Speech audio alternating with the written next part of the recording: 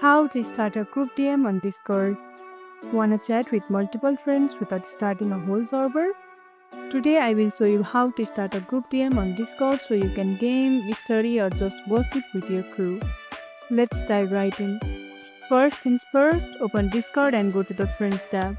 Log into your Discord account, then click the smiley face icon on the left to open your friend list. Click on one of your friends to open a regular DM with them. At the top right corner of the DM window, you will see a person icon with a plus sign. Click it and you can select up to 9 more friends to join the group DM, making it 10 total.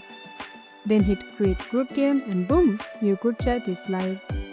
What can you do in a group DM? Share messages, files, memes and so on. Start voice or video calls. Rename the group to anything fun or chaotic. Note: everyone must be friends with you to join a group DM, so make sure you have added them first. And that's it. Now you know how to create a group DM on Discord. Super useful for small squads without the hassle of making a whole server. If you found this tutorial helpful, don't forget to like this video, subscribe and tap the bell icon so you never miss an update.